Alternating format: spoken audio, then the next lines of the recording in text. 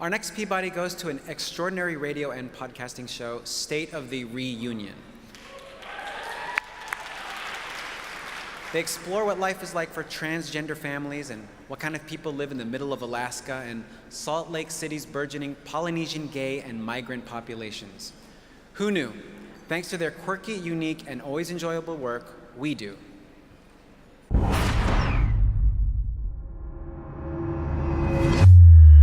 Well, I basically always thought that I was a boy. I didn't know any better. I just assumed I was. And I just wanted to present as the girl that I always was supposed to be. So I tried to play with the girls in preschool, and I didn't understand why they ran away giggling. When I realized I had the same anatomy as my sister and not my brother, I thought God forgot something. I had a therapist once who described being transgender like having your head held underwater. You can go a while, you can hold your breath for a while, but eventually you have to breathe. There are nearly 1.5 million people in the U.S. who identify themselves as transgender. That is, people who feel that they are actually a different gender than the one they were born into. But underneath it all, the greatest common denominator is not the sex we were born into, but the humanity in our hearts. Any societally imposed confinement, be it race, gender, or class, whatever it is, the more that gets routed up, the better it is for everyone. Everybody has their own truth, and there needs to be room for all of the different experiences of people. We're all human beings. We all have the same kind of feelings. It makes no difference. I'm exactly like you.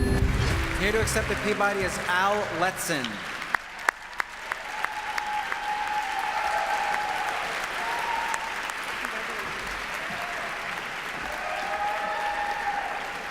Thank you. First, I'd like to thank all of our partners in all of this, the Corporation for Public Broadcasting, PRX, the Public Radio Exchange, and WJCT. Without their support, the show would never have been made. And mostly for me, I want to thank my staff, who is not really my staff, they're my family. They've been amazing. It's a really strange job wherein I hired all these people and they all get to boss me around. Especially Tina. I don't know how it happens, but it works.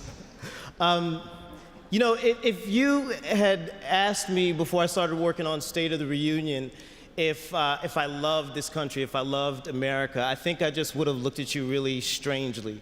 I grew up in the South, and the juxtaposition of the Confederate flag and the American flag always made me feel like I didn't know where I belonged in this country, where I fit in. And when PRX and the Corporation for Public Broadcasting created the Public Radio Talent Quest, it gave me an opportunity to go out and actually explore that. So State of the Reunion, the concept was born from me trying to understand America. And if you ask me today if I love this country, I can tell you yes, so much so that I couldn't even put it into words correctly. Because I discovered this country's strength. And it's not in our military might, it's not in our politicians or our politics, but it's in our people. And I think that, in our day-to-day lives, it's really easy to forget how diverse America is because we are still very much segregated. But it's so easy to forget how diverse we are in both people and land. But we are, and this opportunity has come up for me to be able to see it in a way that most Americans don't. But I can tell you that that is where the strength and the beauty of this country lies. So our show, thank you.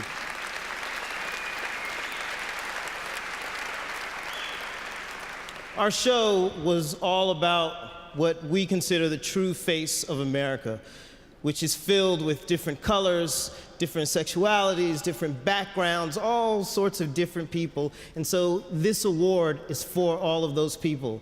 This is for the black gay civil rights leader who taught Martin Luther King nonviolence and pushed forward this country. This is for Ella, a little girl in Boston, Massachusetts, who taught me what strength was. This is for Jean Goforth, who gave up all of her life savings so that the disadvantaged kids of Birmingham, Alabama could learn to play an instrument. This is for the Native American elder who knew that his tribe was eventually going to die out and he looked at me and he held my hand and he said,